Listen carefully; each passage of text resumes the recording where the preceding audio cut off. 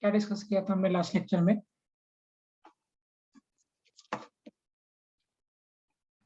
Acceleration and types of acceleration. Okay, we have done ना, वो formulas कर लिया था उसके बेसिस पे. Atharva? Yes, sir. And have you done question differentiate integrate करने वाला क्वेश्चंस भी किया था? Yes, sir. Few questions are done.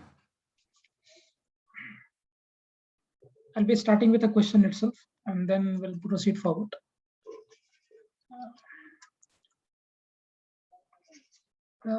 For example, एक क्वेश्चन ऐसे बनाते हैं कि डिस्प्लेसमेंट दिया है, and this is given to us is 6t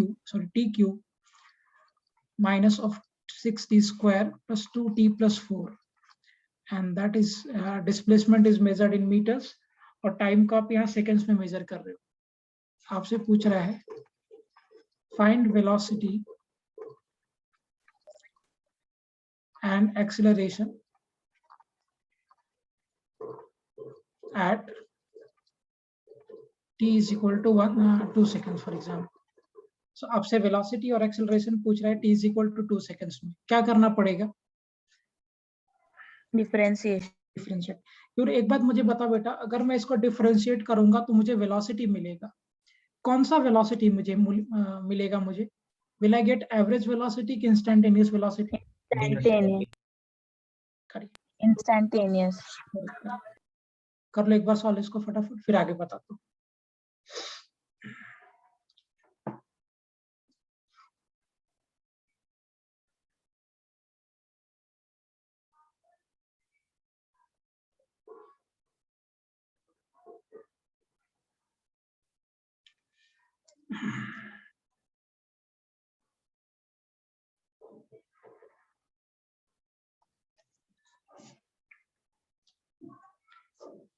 So we know कि velocity we get is the differentiation of displacement with respect to time.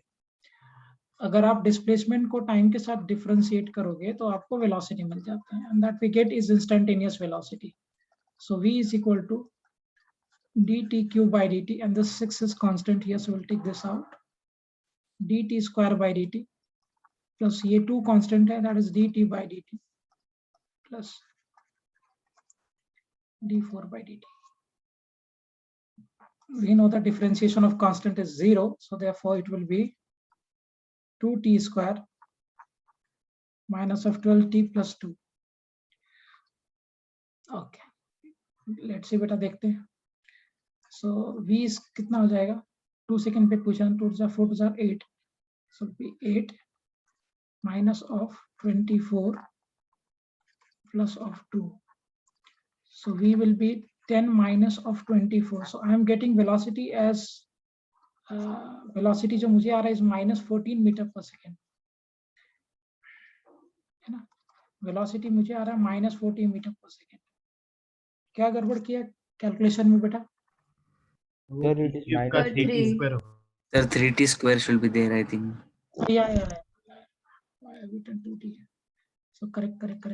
3t square हो गया, so 4 3s are, this will become 12, no? 2 2s are 4, 3s are 12, and 12 plus 2, this will be 14, and 14 minus of 24 will be 10. Yeah, right answer? Minus 10. Minus 10, yes, correct. Now this is the velocity we are having at t is equal to 2 seconds. अभी मुझे acceleration पूछा है, so velocity का relation we are having 3t square minus of 12t plus 2. So differentiate this again. So acceleration will be equal to dv by dt, implies acceleration will be equal to 3, we are taking out, and dt square by dt minus 12 is a constant, so we have taken this out, dt by dt, and plus the derivative of 2 with respect to t. So now this 2 is constant, so therefore the differentiation will be 0. So यहाँ पे आ जाएगा, acceleration will be equal to 6t minus of 12.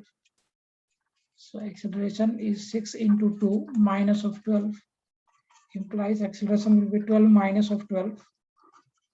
So acceleration will be 0 meter per second. Have you got the answer, everyone? Yes.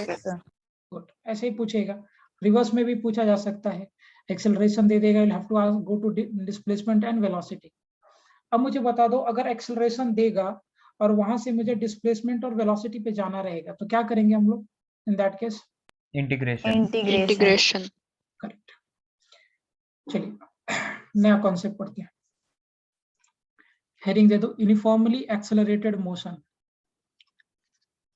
Implies कि इस case में acceleration constant रहेगा। Uniformly accelerated motion, इस implies कि इस केस में जो acceleration है वो कांस्टेंट है। एक्सेलरेशन इस केस में कांस्टेंट है, ठीक। अब अगर एक्सेलरेशन इस केस में कांस्टेंट है, और तो मान लो एक डायग्राम में पिक्टोग्राफिकली रिप्रेजेंट करता हूँ इसको, इंप्लाइज की मान लेते हैं कि कोई एक कार यहाँ पे है इनिशियली, और इस कार का जो इनिशियल वेलोसिटी है वो u मीटर पर सेकेंड का है। So initial velocity of this car is u metre per second at t is equal to 0। तो कार मान लेते आगे चल रहा है और इसका एक्सेलरेशन दिया है इस डायरेक्शन में a metre per second square का है। और ध्यान रखना कि एक्सेलरेशन कांस्टेंट है, एक्सेलरेशन चेंज नहीं हो रहा, neither it is changing with time nor it is changing with position, so this acceleration is constant, है ना। थोड़ी देर के बाद ये कार जो है, इस कार का velocity now becomes is v metre per second, है ना, t सेकेंड्स पे। सो इनिशियल वेलोसिटी को हम लोग u से रिप्रेजेंट करते हैं, it's a representation basically. So initially car का velocity u metre per second का था, acceleration a metre per second square का है। थोड़ी देर के बाद कार का वेलोसिटी v हो गया, तो v विल चेंज। अगर आप ये टाइम चेंज करोगे तो करस्पॉन्डिंग v भी चेंज होगा ना, जैसे जैसे हम आगे बढ़ते जाएंगे वेलोसिटी में चेंज आता जाएगा, बराबर। सो car having initial velocity of u metre per second, acceleration as a meter per second square, it is accelerating in the forward direction. After some time उस कार का वेलोसिटी u से change होके v हो गया, और u से change होके v होने में कार ने जो डिस्टेंस ट्रेवल्ड किया है, let me take this as s meters. So s is the displacement traveled by car when its velocity becomes v from u. समझ में आ गया यहाँ तक कहानी? Yes, sir. Yes, sir. I am again repeating the statement. बहुत simple है, horizontal road पे car है, कार का इनिशियल वेलोसिटी मैंने u एज्यूम किया, एक्सेलरेशन दिया है, तो कार एक्सेलरेट किया, वेलोसिटी उसका धीरे धीरे बढ़ते बढ़ते v हो गया, और जब वेलोसिटी v हो गया उस केस में कार ने जो डिस्प्लेसमेंट ट्रेवल किया दैट इज s। अब देखिए, we know that acceleration is equal to dv by dt, मुझे पता है ये बातें, acceleration is equal to dv by dt, shift कर दो इस बाजू में। So dv is equal to acceleration into dt। मैं बहुत स्लो जाऊंगा, आराम से करेंगे हम लोग, और मैं इसको दो मेथड से प्रूव करूंगा, पहले नॉर्मल कैलकुलस से करते फिर ग्राफ से करूंगा। हाँ, और एक बात, पूरे कोर्स में we will try to have 2 methods for each problem. हर क्वेश्चन का हम 2 मेथड बनाने का ट्राई करेंगे, है। हाँ, कुछ कॉन्सेप्ट्स ऐसे होंगे जहाँ पे एक ही मेथड में हमें काम करना पड़ेगा, बट ऑलमोस्ट सारे टॉपिक में मैं आपको 2 मेथड, 2 अप्रोच बताऊंगा, तीसरा ढूंढना आपका काम है, third approach. Acceleration is equal to dv by dt, तो मैंने क्या किया, इस dt को इधर शिफ्ट कर दिया।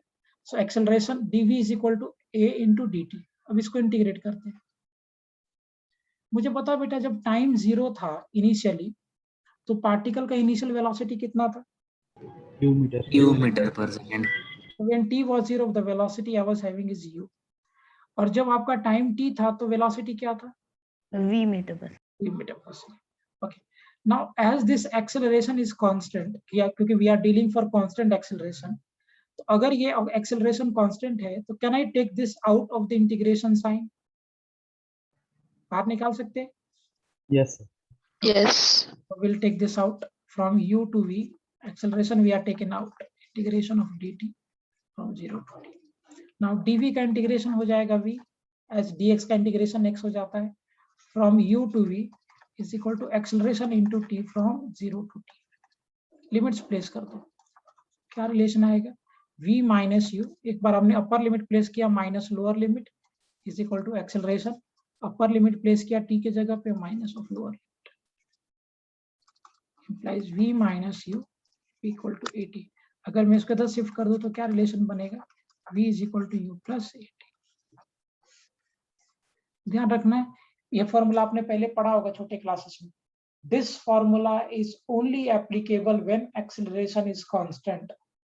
अगर एक्सेलरेशन कांस्टेंट है, एज लाइक 2 मीटर पर सेकंड स्क्वायर, देखो ये कांस्टेंट एक्सेलरेशन, लेकिन अगर मैं एक्सेलरेशन ऐसे दे दूं 2t मीटर पर सेकंड स्क्वायर, इस केस में एक्सेलरेशन ये वेरिएबल है, ये टाइम पे डिपेंड कर रहा है।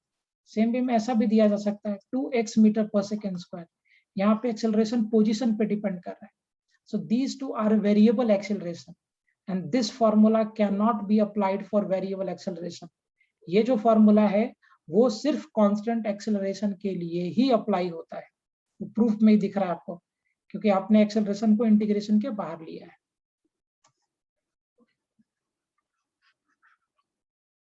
Is it clear? Yes, sir. तो जो फॉर्मूला बना मेरा v is equal to u plus 80, this is the first equation and this formula is applicable only when the acceleration is constant। अब सवाल ये उठता है कि अगर एक्सेलरेशन वेरिएबल होगा सर तब क्या करेंगे? कांस्टेंट के लिए तो आपने बता दिया, लेकिन अगर एक्सेलरेशन वेरिएबल होगा then what will do in that case? उस केस में आपको डिफरेंशिएशन और इंटीग्रेशन का हेल्प लेना पड़ेगा, है ना, जो हम पहले करते आ रहे थे, राइट। और अगर एक्सेलरेशन कांस्टेंट होगा तो आपके लिए आसान है, सिंपली आप एक काइनेमेटिक्स का इक्वेशन लगा, ठीक है। यहाँ पे ये जो टर्म है v, this stands for final velocity, ये जो टर्म है u, this stands for initial velocity, ये जो टर्म है दिस इज एक्सीलरेशन, और ये जो टर्म है ये हमारा टाइम है।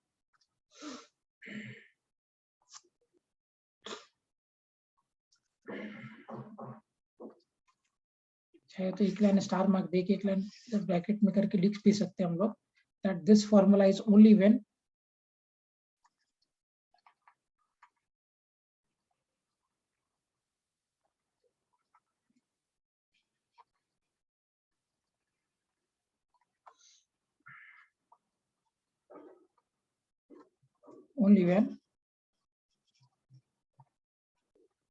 acceleration is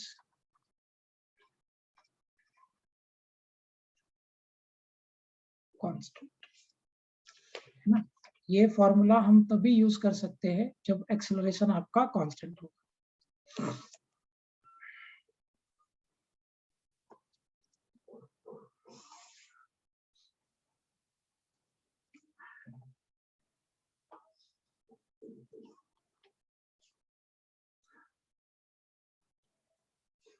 is it clear? सबको समझ में आ गया ये point?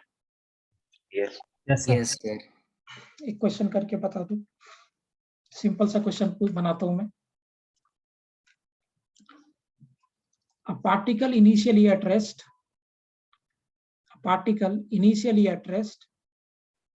is accelerated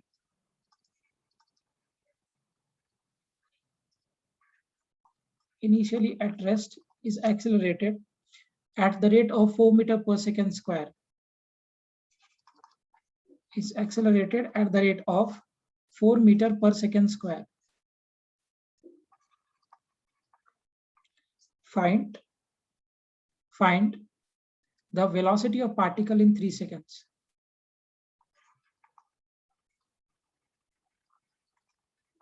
Velocity of particle in 3 seconds. बहुत आसान सवाल बनाया, सिंपल। एक particle which is initially at rest is accelerated at the rate of 4 meter per second square. Find velocity of particle in 3 seconds.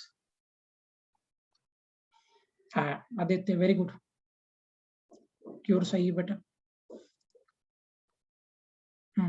Good तरफ, cure बराबर। क्या करोगे, फिर से वही रिजल्ट यूज करेंगे हम लोग, v is equal to u plus 80। Okay, Now what will be this initial velocity? Hitakshi से 0. 0. रेस्ट से स्टार्ट हुआ है पार्टिकल, सो वेलोसिटी निकालोगे, u will be 0 plus acceleration 4 into time 3 दिया है मैंने, सो वेलोसिटी हो गया 12 मीटर पर सेकंड। खत्म। चलिए एक क्वेश्चन और करके बता दो, सिंपल सा। A particle moving initially, a particle moving initially with 12 meter per second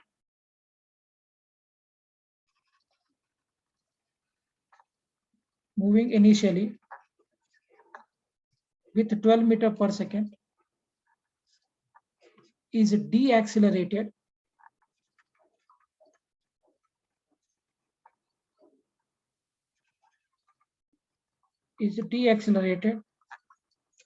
at the rate of 2 meter per second square,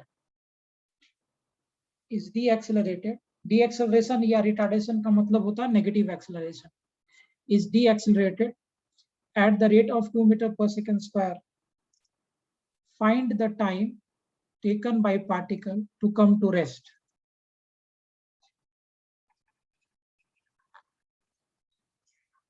Find time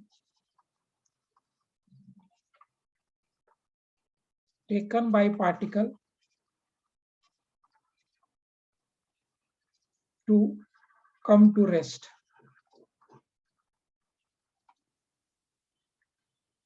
Yes, Aditya, correct.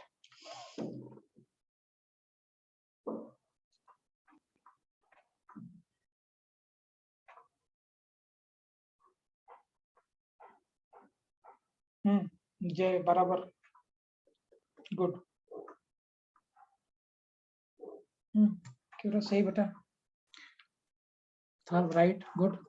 देखो इस केस में ऑब्जेक्ट को फाइनली रेस्ट में आना है, सो अगर ऑब्जेक्ट को फाइनली रेस्ट में आना है बराबर है Q कॉस2।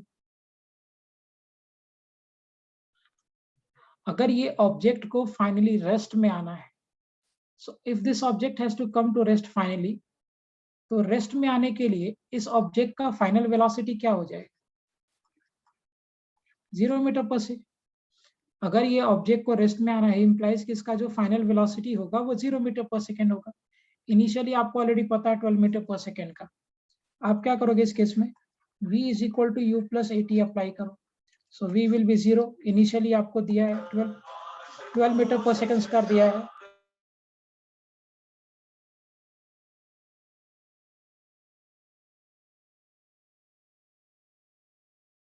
so it is given already.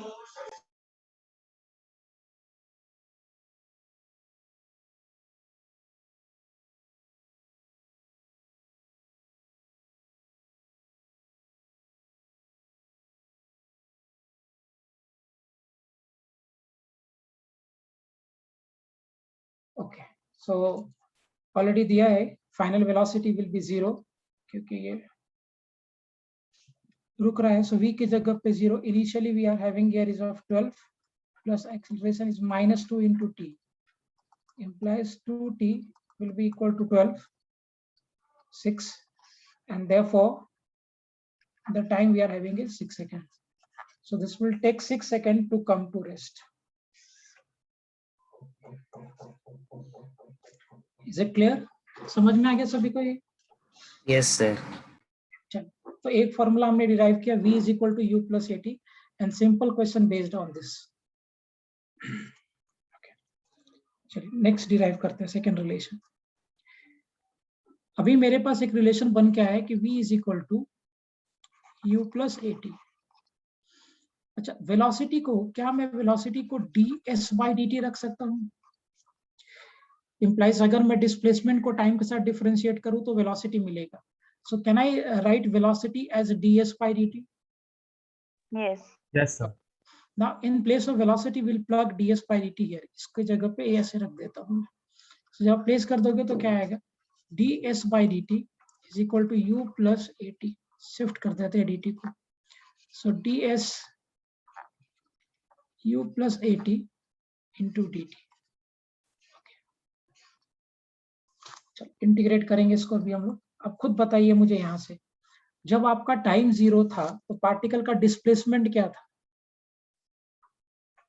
जब टाइम जीरो था तो, नहीं, जब टाइम जीरो था तो पार्टिकल का डिस्प्लेसमेंट क्या था, वेलोसिटी नहीं बेटा, Zero. Zero. Zero. Zero. गाड़ी चला ही नहीं था, जब टाइम जीरो था तो गाड़ी यहीं पे था, आगे बढ़ा ही नहीं, तो अगर गाड़ी आगे बढ़ा ही नहीं तो इसका डिस्प्लेसमेंट जीरो है। तो कैन बी से कि जब टाइम जीरो था तो corresponding displacement of that car was zero, और जब टाइम टी हो गया तो कार का डिस्प्लेसमेंट क्या हो गया, S meter. S. करेक्ट। अभी देखो इंटीग्रेट करते हैं, integration of ds from 0 to s, 0 to t u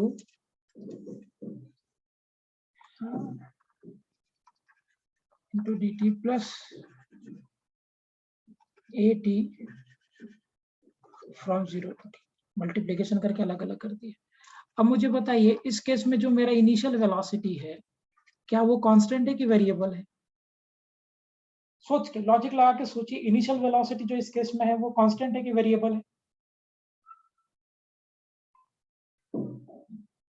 constant है, क्योंकि गाड़ी अगर आप टाइम को बढ़ाओगे तो फाइनल वेलोसिटी चेंज करेगा ना बेटा, इनिशियल वेलोसिटी कैसे चेंज कर सकता है, वो तो फिक्स हो गया एक बार में, बराबर। और अगर मैं टाइम को चेंज कर रहा हूँ तो किस में चेंज आएगा, फाइनल वेलोसिटी में चेंज आएगा कि इनिशियल वेलोसिटी में चेंज आएगा,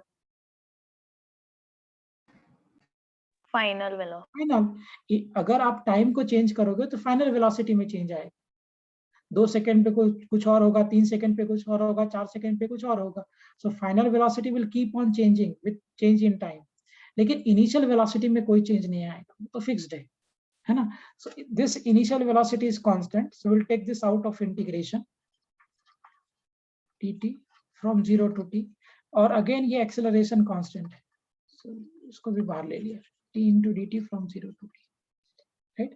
now solving this further, ds का इंटीग्रेशन हो जाएगा s from 0 to s is equal to u, dt का इंटीग्रेशन हो जाएगा t from 0 to t plus a, and the integration of t will be t square by 2 from 0 to t, है ना। अब हम क्या करेंगे, इसमें लिमिट्स प्लेस कर देंगे, so s minus of 0 u t minus of 0 plus a by 2 t square minus of 0 का square, so s minus 0 will be equal to s is equal to ut plus 1/2 into t square, ये बन गया s is equal to ut plus half at square। Simple है derivation, कुछ भी नहीं है, आप अच्छे समझ जाओगे, आपको खुद को समझ में आ जाएगा ढंग से। ध्यान रखना, इसमें कंफ्यूजन क्या होता है मैं बता देता हूँ, यहाँ पे ये जो s है ना, ये डिस्टेंस नहीं है, ये डिस्प्लेसमेंट है, this term is displacement here. हालांकि बहुत बार क्वेश्चंस ऐसे ही आएंगे जहाँ पे डिस्प्लेसमेंट और डिस्टेंस सेम होता है, तो बच्चों को क्या लगता है कि s डिस्टेंस हो गया, लेकिन है नहीं वो, it is a displacement, right. So u आपको पता है initial velocity, t is time, a is acceleration, तो रिलेशन बना s is equal to ut plus half at square.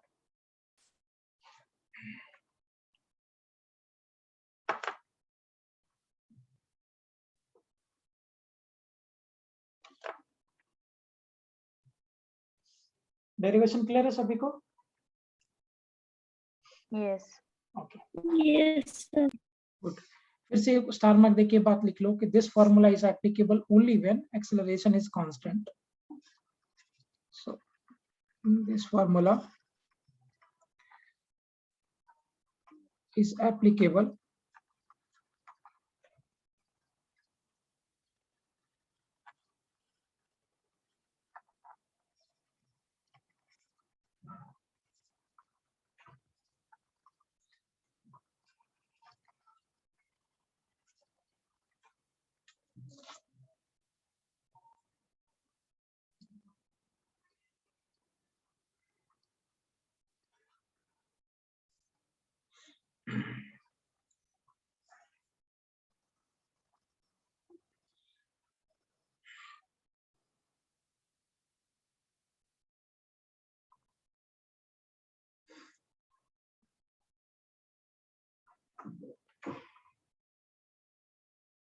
हो गया clear?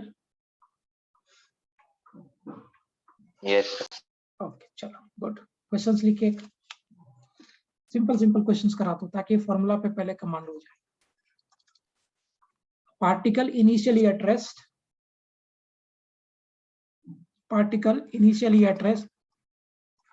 is accelerated at the rate of 4 meter per second square. A particle initially at rest is accelerated at the rate of 4 meter per second square. Full stop. Find velocity and displacement in 3 seconds.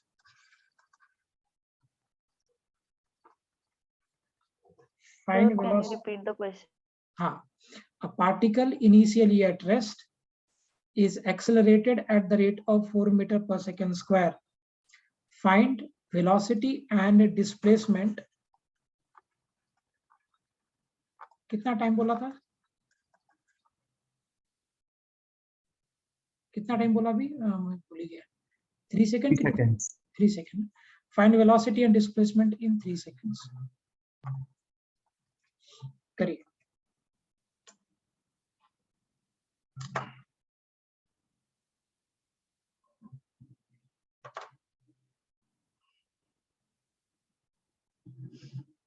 बहुत अच्छे अच्छे questions बनाऊंगा मैं, अभी नहीं, अभी पहले basic करेंगे.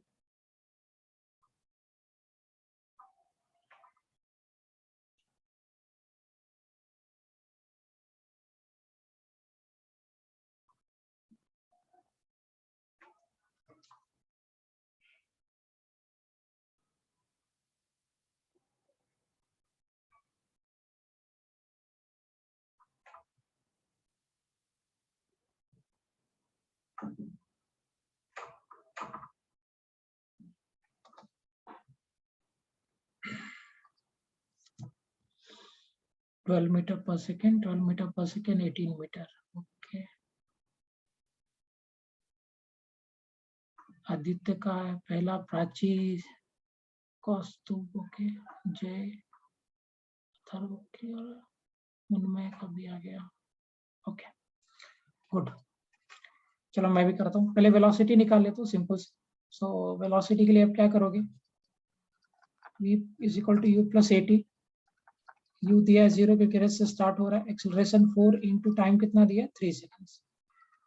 So velocity will be equal to 12 meter per second. This is the first task. ये खत्म हो गया.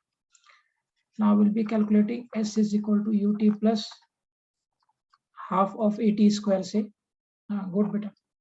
So s निकालना है u0 into 3 plus half into 4 into 3 का square.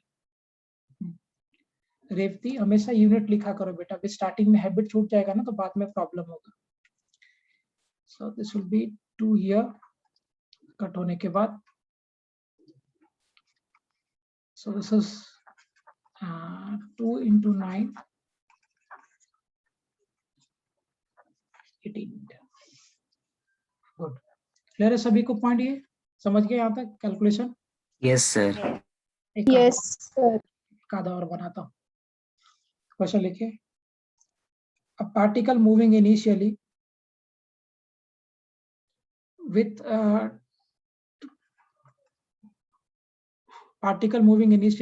20 meter per second. 20 meter per second is deaccelerated या retarded, anything you can write, at the rate of 4 meter per second square. It's deaccelerated at the rate of 4 meter per second square. Full stop. Find velocity and displacement.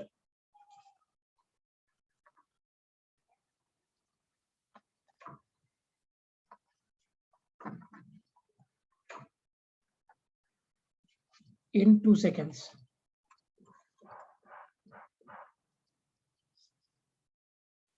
Velocity and displacement in 2 seconds. करिए.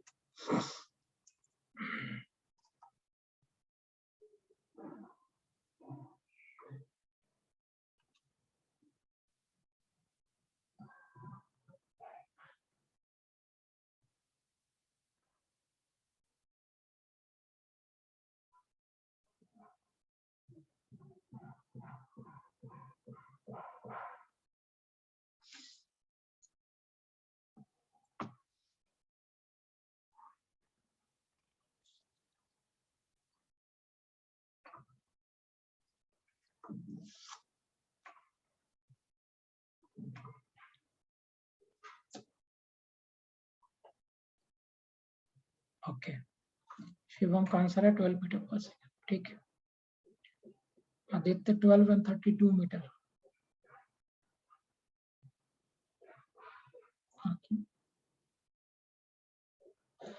चल देखो, मैं भी करता हूँ इसको।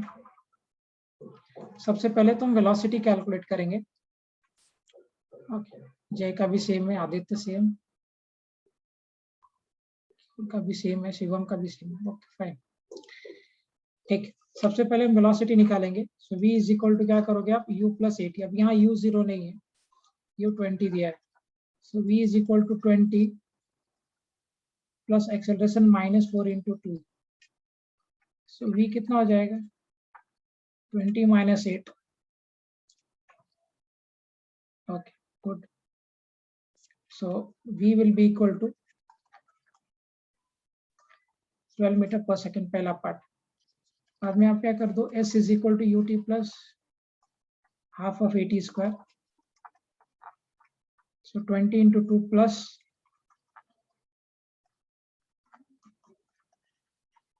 2 का square, this is 2 - 4 8 -8 हो जाएगा। So s will be equal to 40 minus of 8. So s will be equal to 32 meters. Fine, बराबर है, good. So final velocity will be equal to 12 meter per second and displacement will be equal to 32 meters. Very good. Clear है सबको? समझ में आ गया ये formula और इसका एप्लीकेशन थोड़ा बहुत? Yes, sir. We'll derive the next formula. Okay. Acceleration को हम क्या लिख सकते हैं?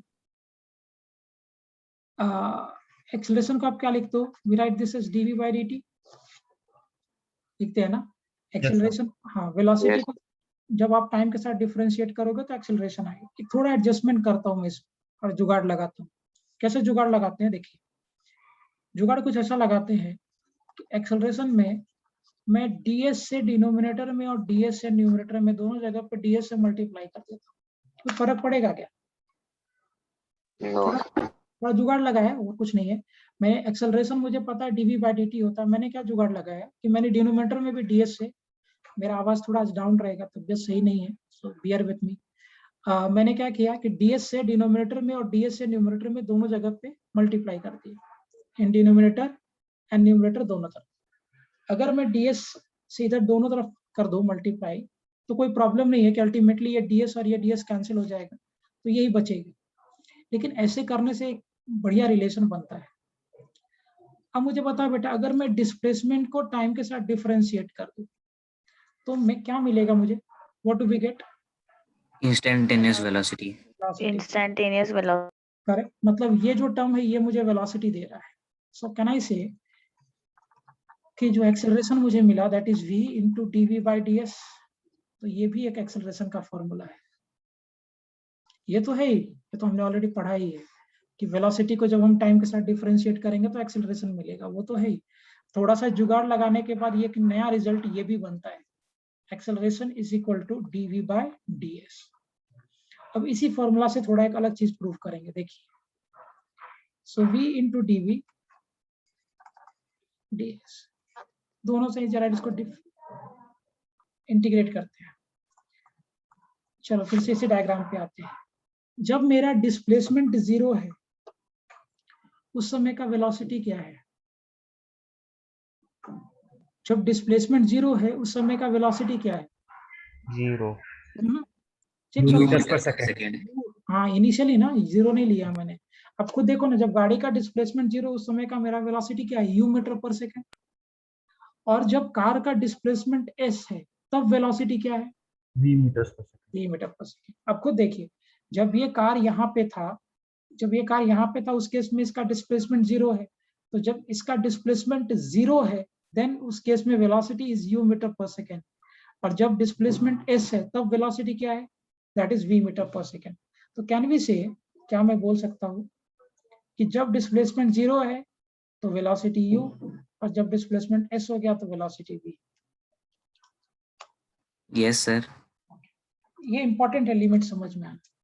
अब देखो, since we are dealing for constant acceleration तो इसको बाहर ले लेते हैं। v into dv from u to v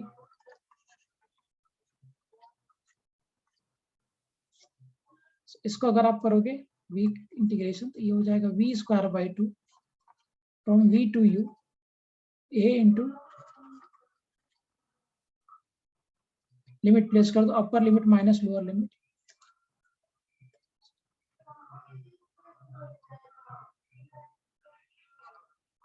this is v square minus a square implies a s minus 0। एक बार में v की जगह पे मैंने अपर लिमिट प्लेस कर दिया, माइनस मैंने लोअर लिमिट प्लेस कर दिया, क्या रिजल्ट आ जाएगा? v square minus u square by 2 a shift कर दो, so v square minus u square 2as इसको शिफ्ट कर दो ये बाजू में, v square is equal to u square plus एक नया रिलेशन बना। फाइनल वेलोसिटी का square will be equal to initial velocity का square plus 2 into acceleration into displacement।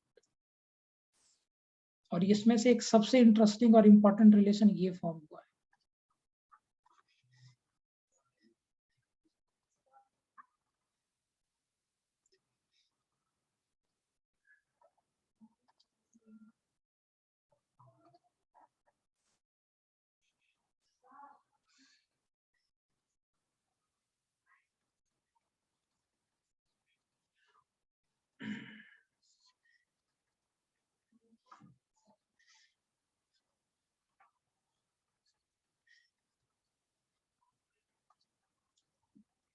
इस पे भी लिख सकते हैं हम लोग वही बात।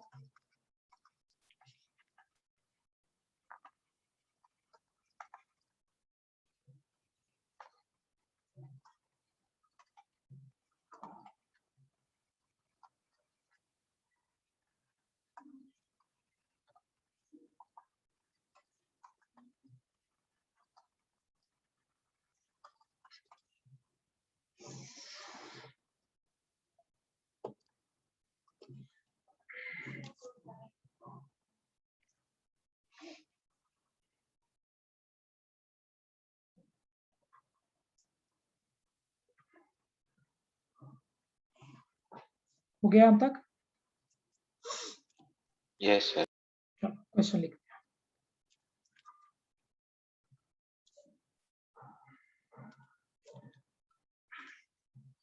सिंपल बनाता हूं। A particle initially at rest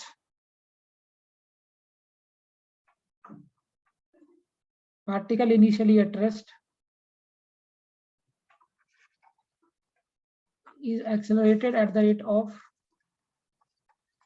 4 meter per second square.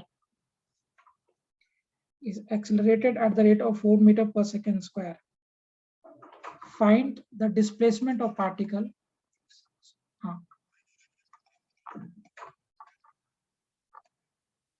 Find displacement of particle when its velocity is 4 meter per second.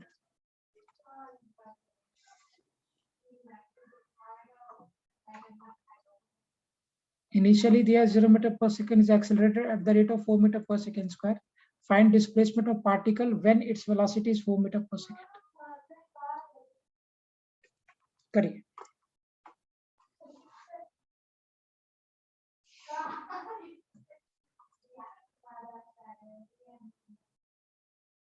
Okay, good. Atharva, Aditya, very good. Aditya या अथर्व, दोनों में से कोई भी बोलो मुझे, कैसे किया तुमने सॉल्व इसको? ये वाला फॉर्मूला यूज किया क्या? v square is equal to u square plus 2s? Yes, sir. Yes, sir. Good. कोई और लॉजिक से करो तो बेटा, एक और कोई रास्ता सोचो। ये तो सही आंसर बराबर है, but think some other way. हाँ जय, बराबर है, हम पहले टाइम निकाल कर भी कर सकते हैं। बिल्कुल सही। देखो, थोड़ा सोचा तो एक नया पाथ तुम्हें मिला। खुद से रिसर्च करते रहना है। मैं अब धीरे धीरे जब हम कोर्स प्रोसीड करेगा तो मैं आपको बताऊंगा कैसे डील करना है। इसको तो करने का सबसे आसान तरीका है एक, हाँ कॉस तो बराबर है v square u square plus 2s correct. So ये रिलेशन हो गया। सो फाइनल वेलोसिटी अपने को क्या दिया है, 4 मीटर पर सेकंड दिया था मैंने। सो दिस इज 4 का स्क्वायर, इनिशियल 0 का square plus 2 into acceleration 4 into displacement आपसे पूछा गया है।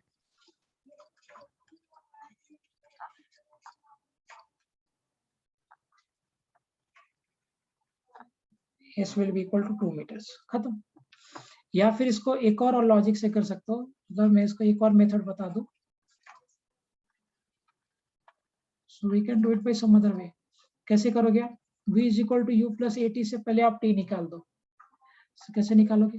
v 4 हो गया, u 0, acceleration 4 into time t, so 4t will be equal to 4। तो इसको जब हम सॉल्व करेंगे तो यहाँ से मुझे क्या मिला, that time will be equal to 1 second। अब आप क्या करो, इक्वेशंस लगा दो। s is equal to ut plus half of at square। s is equal to u कितना दिया है, 0 into 1 plus half into 4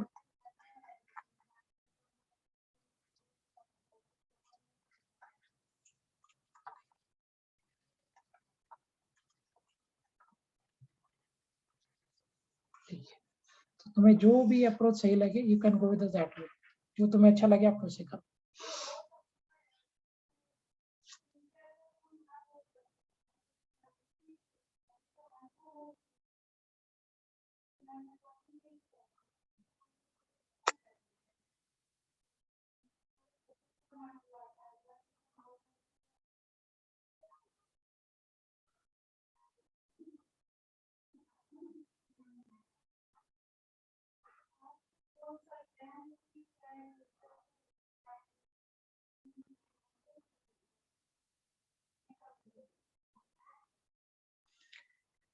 clear हो गया तो part, shall I move ahead? Yes, sir. और कुछ करते हैं, थोड़ा अच्छा बनना तो धीरे धीरे टफ करते चलते हैं। मान लो कि यहाँ पे कार है, सॉरी बस है, ऐसे पकड़ते हैं, और बस इधर चल रहा है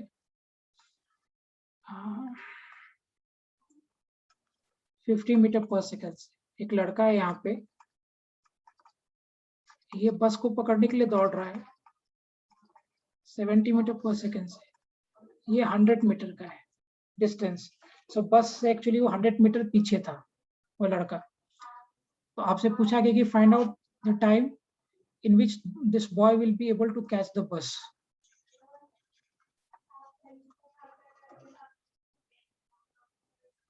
Find time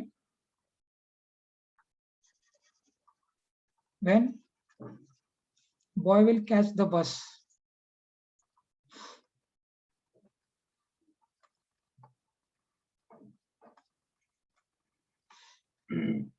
करिए, कितने टाइम के बाद वो लड़का बस को कैच कर लेगा?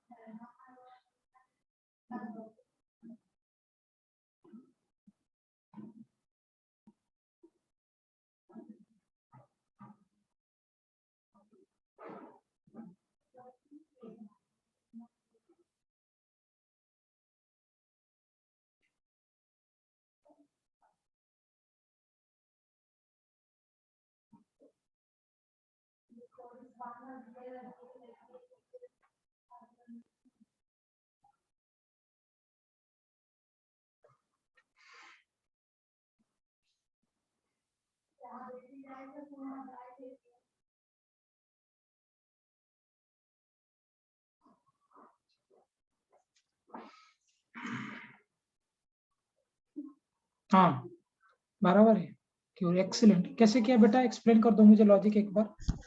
सर अगर हम लोगों ने डिस्प्लेसमेंट मतलब जो 100 मीटर्स है डिस्टेंस, उसको अगर हमने उसके वेलोसिटी से डिफरेंस इन वेलोसिटी से मतलब डिवाइड किया तो फिर हमें टाइम मिल जाएगा। क्यों डिफरेंस इन वेलोसिटी से क्यों डिवाइड किया?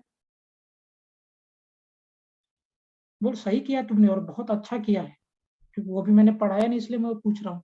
क्यों किया आपने डिफरेंस इन वेलोसिटी से डिवाइड? क्या सोचा? मैंने ऐसा सोचा था कि उसका 70 मीटर पर सेकेंड है, मतलब वो कुछ टाइम के बाद बस को कैच कर ही लेगा। हाँ। तो बस वो फाइंड करना था कि कितने मीटर पे, मतलब 1 सेकेंड पे वो कितना मीटर कवर करेगा। तो उस हिसाब से बाद में उसका डिफरेंस निकाला ना, तो 20 मीटर पर सेकेंड उनका मतलब डिफरेंस आया। तो उससे डिवाइड किया तो 1 सेकेंड पे वो कितना मीटर वो करता है वो आया। इसको रिलेटिव वेलोसिटी कहते हैं। तुमने एक बहुत बड़ा कंसेप्ट कर लिया है, this is called relative velocity. हालांकि अभी मैं उससे करूंगा नहीं, मैं अभी तुमको सिंपल लॉजिक से बताऊंगा। बिल्कुल सही किया है, उसको बोलते हैं हम लोग कंसेप्ट ऑफ रिलेटिव वेलोसिटी। मान लो कि बस यहाँ से एक दूर आगे गया, तब ये लड़के ने पकड़ा बस को, क्योंकि बस भी तो आगे जाएगा ना। अभी मैं रिलेटिव से नहीं करता। सो बस एक्स गया टी टाइम में। अब मुझे बताओ जितने टाइम में बस एक्स चल रहा है उतने टाइम में लड़का कितना चल रहा है बस को पकड़ने के लिए? जितने टाइम में बस एक्स डिस्टेंस आगे बढ़ा है उतने टाइम में इस बॉय को कितना आगे बढ़ना पड़ेगा to catch the bus? Is it 100 + x? 100 + x. तो अगर मैं बस के लिए कैलकुलेशन करूं and there is no acceleration, तो अगर एक्सेलरेशन नहीं है तो सिंपली हम speed is equal to distance by time का कॉन्सेप्ट लगा सकते हैं। तो अगर मैं speed is equal to distance by time का कॉन्सेप्ट लगा दूं, so speed we are having 50, distance x over time t, so x कितना हो गया यहाँ से बेटा 50t। तो जितने टाइम में बस x चल रहा है उसी टाइम में वो जो लड़का है बॉय है, वो बॉय कितना चलेगा 100 + x। अभी हम बॉय के लिए कैलकुलेशन करते हैं, speed is equal to distance over time, 70 हो गया, लड़का चल रहा है 100 + x t, so 70t। अब x किसके बराबर है? x is equal to 50t। x किसके बराबर है? 50t। तो x की जगह पे आप ये वैल्यू यहाँ 50t प्लेस कर दो कि, और देखो बेटा जो तुमने किया वही चीज आया, लेकिन तुमने जिस लॉजिक से सोचा था वो लॉजिक बहुत अच्छा है, और अभी हमने वो पढ़ा नहीं है वो चीज। अभी क्या करो, आप x की जगह पे 50t यहाँ प्लेस कर दो। सो अगर आप प्लेस कर दोगे तो आपको क्या मिलेगा? 70t is equal to 100 plus of 50t। This will come this side, so 20t is equal to 100। So t will be equal to what? 5 seconds. है ना? So this boy will catch the bus after 5 seconds.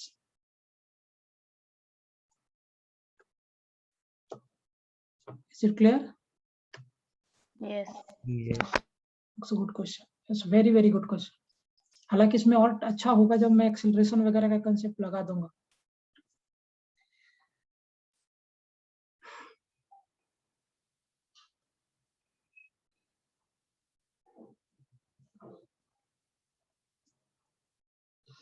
समझ में आ गया सभी को? Yes, sir. चलिए next देखते हैं।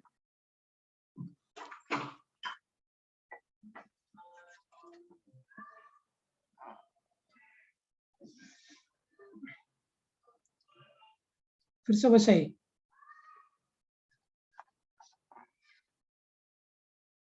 एक बस है ये, और एक लड़का है इधर पीछे। बस इधर चल रहा है, मान लेते हैं बस चल रहा है 30 मीटर पर सेकंड से, और इधर की तरफ एक्सेलरेट कर रहा है ये 2 मीटर। पिछली बार एक्सेलरेट नहीं कर रहा था, अभी एक्सेलरेट भी कर रहा है ना। लड़का चल रहा है इधर की तरफ 70 मीटर पर सेकंड से, और लड़का भी इधर की तरफ एक्सेलरेट कर रहा है 2 मीटर पर सेकंड स्क्वायर से। इस दोनों के बीच में डिस्टेंस है 120 मीटर। आपसे पूछा गया है व्हेन एंड वेयर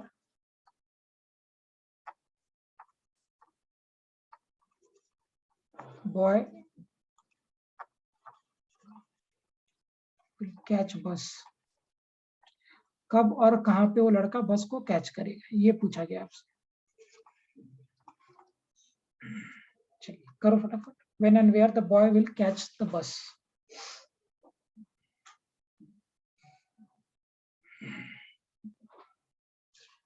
अच्छा मुझे बताओ, कोई भी, कौस्तुभ, जय, अथर्व, कोई भी बताओ, कि यहाँ पे speed is equal to distance by time का फॉर्मूला लगा सकते हैं क्या इस केस में? No. No. No, sir. तो क्यों नहीं लगा सकते? Because acceleration is given. Acceleration is given. Very good. अब देखो कितने सारी चीजें हमें समझ में आने लगा। अगर एक्सेलरेशन नहीं है तो speed is equal to distance by time लगा देंगे। अगर एक्सेलरेशन है और कांस्टेंट है तो काइनेमेटिक्स का इक्वेशन लगा देंगे, जो ये वाला केस है। और अगर एक्सेलरेशन है और वो वेरिएबल है तब इंटीग्रेशन और डिफरेंशिएशन करना पड़ेगा। उसके सिवा हमारे पास और कोई दूसरा ऑप्शन नहीं है।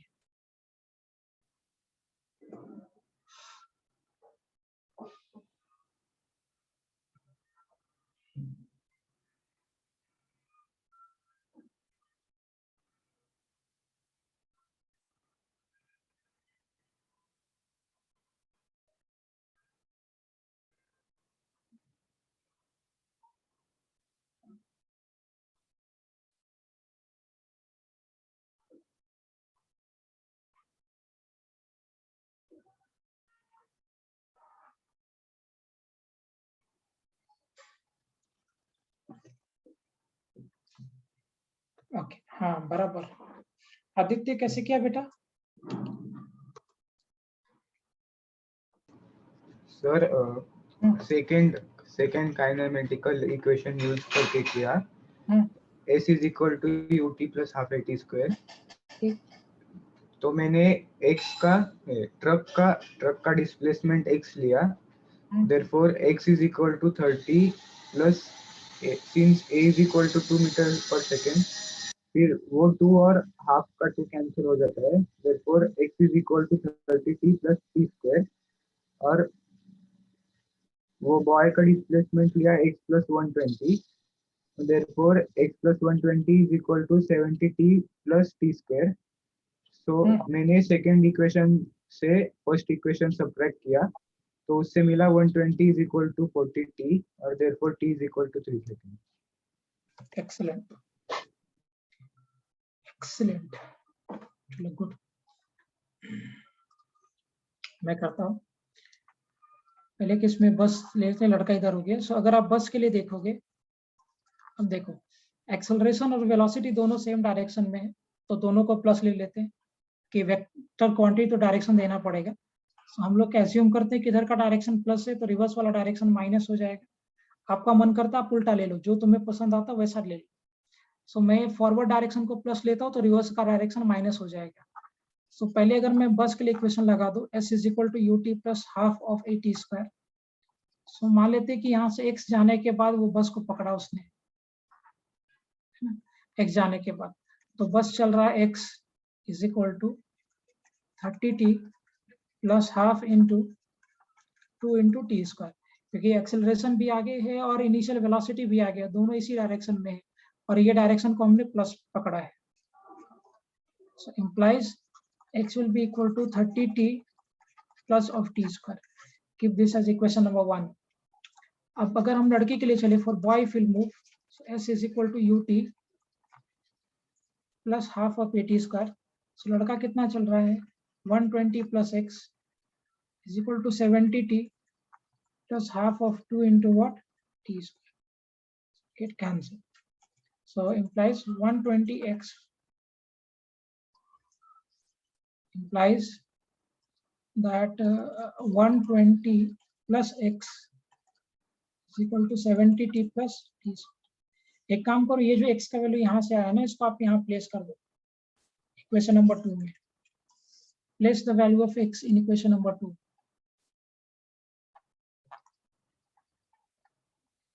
इन इक्वेशन नंबर 2 प्लेस कर दिया। so, x ये था, मैं यहाँ प्लेस करोगे क्या आ जाएगा 120 plus 30t plus T square, x की जगह पे वैल्यू यहाँ रख दिया, is equal to 70t plus of t square. Now this t square and this t square will get cancelled. इसको इधर शिफ्ट कर दो, so 70t minus of 30t will be equal to 120, and this implies what we are having from here is a 40t is equal to 123. implies t will be equal to 3 seconds. Check कर लो एक बार calculation ढंग से.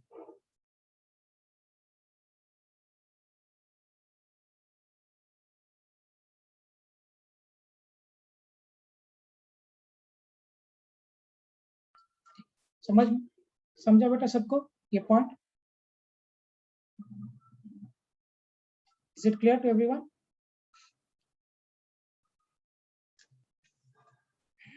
Yes Okay, note कर लो फिर आगे बात करते हैं.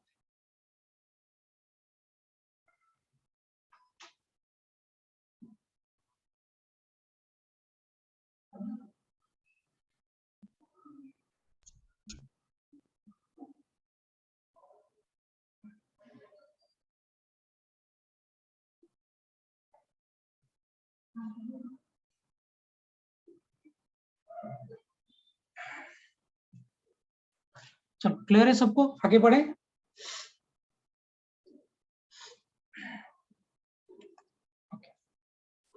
क्लियर है? shall I move forward? जय कौस्तुभ. Yes, sir. Yes, sir. चलो एक आगे बढ़ते हैं. देखो सर वो पिछले सम का वेयर मतलब कितने मीटर पे मतलब कितने डिस्टेंस पे मिल रहे हो वो रहेगा है ना फाइंड करना. हाँ हाँ वो भी है ना, दिया था मैंने. टाइम कितना लिया? 3 ना, यहाँ रख दो ना x की जगह पे. सो x we were having is 30t plus t की जगह पे 3 प्लेस कर देंगे तो x हो जाएगा आपका 30 into 3 plus 3 का स्क्वायर. so x हो जाएगा 90 plus 9. so x will be equal to 99 meters. so 99 metre पे कैच करेगा. बराबर है पॉइंट ये? Yes. चलो एक क्वेश्चन और कराता हूँ आपसे. हॉरिजॉन्टल सरफेस में एक ब्लॉक को ऊपर फेंक दिया और फेंका ऊपर 40 मीटर पर सेकेंड से. तो आपसे पूछा गया है find time taken by ball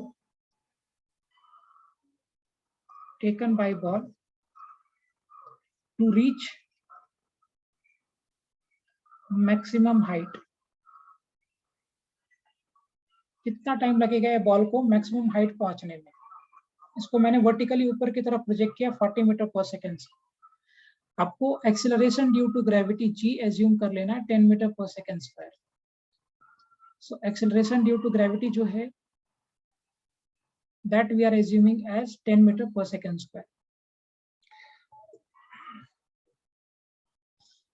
खुद से सोच के करो. आप find the time taken by ball to reach maximum height.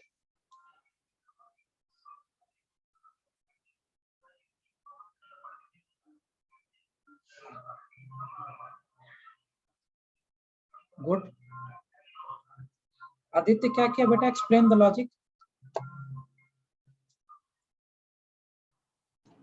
Sir, since v is equal to u plus at और वो डीएक्सिलरेट हो रहा है इसलिए फाइनल वेलोसिटी 0 आएगा.